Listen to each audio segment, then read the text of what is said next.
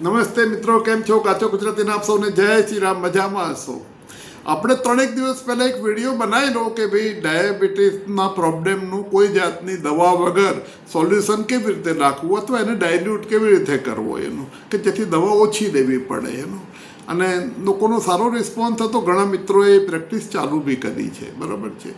હવે એનાથી થોડુંક એક સ્ટેપ આગળ જોઈએ તો આપણે આયુર્વેદની વાત કરીએ તો આયુર્વેદ અને એલોપેથીમાં શું ફરક છે? એકચ્યુઅલી એલોપેથીની ફિલોસોફી જુદી ફિલોસોફી પર આધારિત છે ને આયુર્વેદ જુદી ફિલોસોફી. એકચ્યુઅલી જે આપણે કહીએ છીએ કે સનાતન ફિલોસોફી અને અબ્રાહમ ફિલોસોફી. અબ્રાહમ ફિલોસોફીમાં એક જ જન્મનો કોન્સેપ્ટ છે અને બીજો જન્મ નથી, એમ કે પુનર્જન્મનો કોન્સેપ્ટ નથી. જ્યારે સનાતન ફિલોસોફીની અંદર પુનર્જન્મનો કોન્સેપ્ટ છે, એમ કે જ્યાં સુધી મોક્ષ ના મળે ત્યાં સુધી પુનર્જન્મ થયા જ કરે, એમ કે. એટલે પુનર્જન્મ જો થવાના જ હોય તો શું છે કે કોઈ પણ વસ્તુનું ટ્રીટમેન્ટ એવી રીતે અપાય જ્યારે એને શું છે કે લાંબા ગાળાનું જ વિચારે હંમેશા. અત્યારે કોઈને એક ડાફો મારું અને એ જો મારાથી દુર્બળ હોય તો ડાફો મને ના મારી શકે બિચારો, એટલે હું ખુશ તો હાસ, પણ એનું સોલ્યુશન સિસ્ટમમાંથી મને મળે જ. આજે નહીં તો કાલે, આ જન્મમાં નહીં તો આવતા જન્મમાં, કે ગમે તે જન્મમાં એનું. એટલે મેડિસિનની સિસ્ટમ પણ એ ફિલોસોફી પર જ ડિઝાઇન થાય. એટલે એલોપેથીમાં શું છે, એક જ જન્મ છે, તરત જ બધાનું સોલ્યુશન જોઈએ અને એન્જોયમેન્ટની જિંદગી જોઈએ. એટલે શું છે કે ક્વિક ફિક્સ સોલ્યુશન જોઈએ. તમે જો ક્રિકેટની અંદર ડાઈ મારીને કેચ પકડે વાગી જાય પગમાં તો ડૉક્ટર આવે, સ્પ્રે કરે, 2 મિનિટમાં તો એનું પેઇન રિલીફ એકદમ. પછી થોડું ટ્રીટમેન્ટ લેવી પડે પણ ઇમિડિયેટલી પેઇન રિલીફ. એવી જ રીતે એનું તમે કોઈ પણ વસ્તુ થાય દવા લો, સર્જરી કરો, આ કરો, તે કરો, તાત્કાલિક રાહત મળી જાય. જ્યારે આયુર્વેદ તો છે કે ભાઈ આ પ્રોબ્લેમને થોડો અભ્યાસ કરો, એનું રૂટ કોઝ સુધી જાઓ અને જડમૂળથી એનું સમાધાન કરો, એની ઉપર આધારિત છે. એકચ્યુઅલી બંનેનું બ્લેન્ડિંગ કરવું જોઈએ. આ સારું કે તે સારું એવું કહેવાનો અર્થ નથી, કારણ કે અત્યારે જે જમાનામાં આપણે જીવીએ છીએ એલોપેથી વગર ચાલે એવું નથી, ડૉક્ટર પાસે જયા વગર ચાલે એવું નથી. તાત્કાલિક આપણે દરેક જણ લેતા જોઈએ છે કોઈને કોઈ દવા એની, એ તો કમ્પલસરી જ છે. પણ સાથે સાથે આયુર્વેદનો બી જીવનમાં સમાવેશ કરવો જોઈએ કે જેથી લોંગ ટર્મ બધા જે ઇસ્યુઝ હોય એનું સેટલમેન્ટ થાય. બરાબર છે. હવે લોકો એવું કહે છે કે ભાઈ એલોપેથીની સાઈડ ઇફેક્ટ છે, આયુર્વેદની નથી. એવું નથી. એલોપેથીની સાઈડ ઇફેક્ટ છે. આજે તમે ડાયાબિટીસની ગોળી ચાલુ કરો તો 2-3 વર્ષે તમને કોલેસ્ટ્રોલ ને બીપીની આવી શકે જ. બીપીની ચાલુ કરો તો પહેલાં 2 નહીં આવી શકે. આયુર્વેદમાં એવું છે કે આમ જનરલી બહુ સાઈડ ઇફેક્ટ નથી, પણ તમે એક્સેસ તો થાય. બીજું શું છે કે જનરલી પાવડર રિકમેન્ડેડ હોય છે, ચૂર્ણ. એને બધું જે તમે ના ફાવતું હોય, કારણ કે ઘણાને ગળામાં અટકી જાય અને બધું હોય તો કે ગોળીઓ લેવી પડે. જો ગોળીઓ તમે લો આયુર્વેદિકમાં તો ગોળીઓ બનાવવાની પ્રોસેસ એટલી રિફાઇન નથી આયુર્વેદમાં, જે એટલી એલોપેથીમાં છે એનું. એટલે શું છે કે એમાં મેટલ ઓક્સાઇડ વપરાય છે. મેટલ ઓક્સાઇડ નુકસાનકારક છે. એટલે તમે 1-1.5 મહિનાથી વધારે ના લઈ શકો. 1-1.5 મહિનાથી તો તકલીફ થાય તમને, એટલે તમારે બ્રેક લેવું પડે, પછી પાછું લેવું પડે. આ ધ્યાન રાખવું પડે. એટલે એની સાઈડ ઇફેક્ટ તો ખરી જ, બરાબર છે. એટલે આયુર્વેદ હંમેશા પ્રોબ્લેમને સમજવાનો પ્રયત્ન કરે છે, જ્યારે એલોપેથિક એના સિમ્ટોમ પર તાત્કાલિક કામ કરે છે, રૂટ કોઝ પર બી કામ કરે છે ડેફિનેટલી. નહીં તો કોઈ વસ્તુ હમણાં જ સોલ્યુશન આવીને 2 દિવસ પછી પાછા ડૉક્ટર જવું પડે, એવું તો થતું નથી. એમ કે એની પર બી કામ કરે છે, પણ ડીપ રૂટેડ રૂટ કોઝિસ પર કામ નથી કરતો એ બને ત્યાં સુધી, જ્યારે આયુર્વેદિક કરે છે.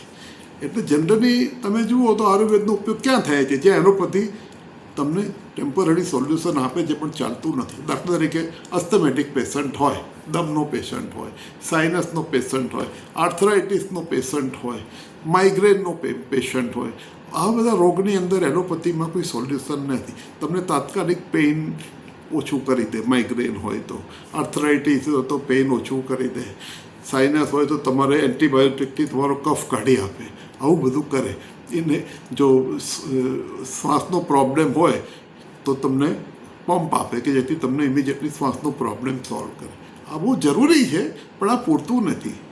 જ્યારે આયુર્વેદિક શું છે કે એવું માને છે કે જે લાઈફની ફાઉન્ડેશન એનર્જી છે એ 3 દોષ તરીકે રજૂ કરી છે એની અંદર: કફ, પિત્ત અને વાયુ.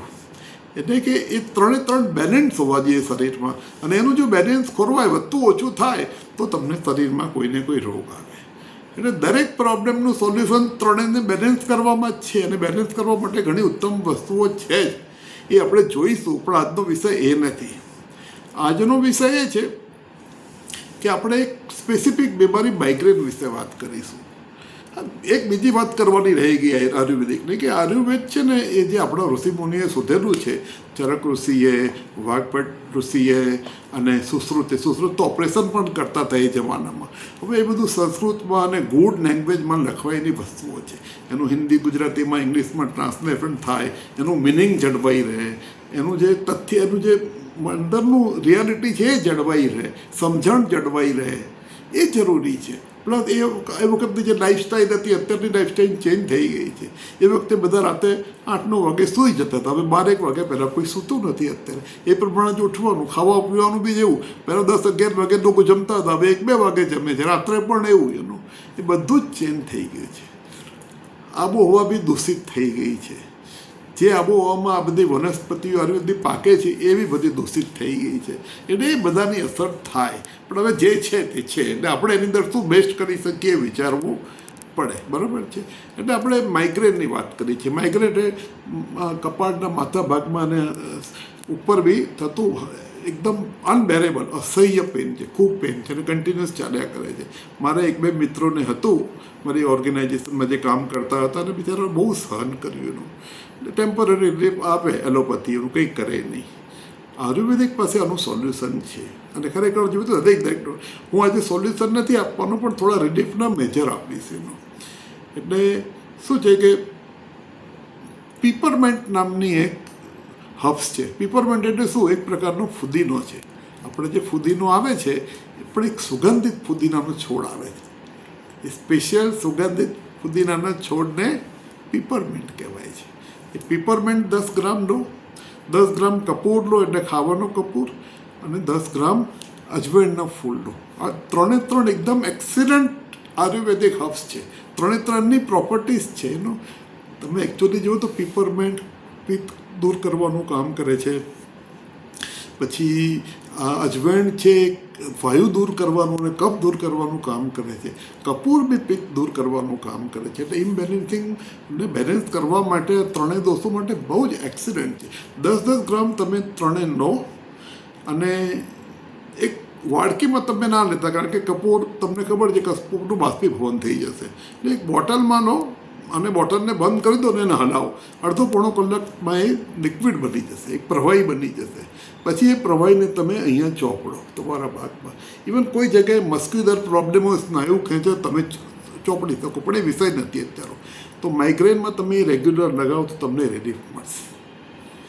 એટલે સાઇનસ માટે પણ આ ટ્રાય કરી શકો તમે. માઇગ્રેન માટે તો ઘણા લોકોએ આ ટ્રાય કરેલો છે ને બહુ જ સારું રિઝલ્ટ આપે છે. ફરીથી પીપરમેન્ટ એટલે એક સ્પેશિયલ પ્રકારનો ફુદીનો છે. પીપરમેન્ટ માટે ગુજરાતીમાં બીજો કોઈ શબ્દ નથી. પીપરમેન્ટ તમે ગાંધીને ત્યાં જઈને કહેજો કે મને પીપરમેન્ટનું ઓઇલ આપો, એટલે કે મારી પાસે નથી, પણ મારી પાસે આ છે પીપરમેન્ટ, કપૂર અને અજવાઈનના ફૂલ છે. તો એ 10-10 ગ્રામ લઈ જાઓ અને મિક્સ કરો એટલે બની જશે. બરાબર છે. એ નર્મદા ચેનલની નીચે છે અર્બુદા ગાંધી એન્ડ કંપની, એની પાસે જજો એટલે તમને આપી દેશે. 100 રૂપિયા આપી દેવાનું, 10 ગ્રામ. એ મિક્સ કરશો એટલે ઓઇલ બનશે. ઓઇલ લગાવવાથી તમને ફાયદો થશે, કારણ કે એની અસર એવી છે. એકચ્યુઅલી શું છે કે માઇગ્રેન એક્સેસ વધારે પડતા કફથી થતો રોગ છે. કફથી થતા બધા જે એક્સેસ પિત્તને કારણે થતો રોગ છે. અને પિત્તને કારણે જે રોગ થતા હોય ને એની અંદર તમારે સ્કિનની અંદર પ્રોબ્લેમ આવે, બળતરા આવે, એસિડિટી આવે, પેઇન થાય, આવું બધું થાય. એટલે આ જે પહેલી બંને વસ્તુ છે પીપરમેન્ટ અને કપૂર, એ કફ પર એટેક કરે છે. એટલે કફને તમારે દૂર કરીને આને કરે છે. બીજું જો તમને સાથે કોઈક આયુર્વેદિક દવા લેવી હોય તો હું 2 રિકમેન્ડ કરીશ આમાં. એક જટામાનસી છે અને બીજી ગોળી છે, હું બ્રાહ્મી વગેરે સારી જ છે પણ એની વાત હું નથી કરતો. એનું શંખપુષ્પી બી સારી છે.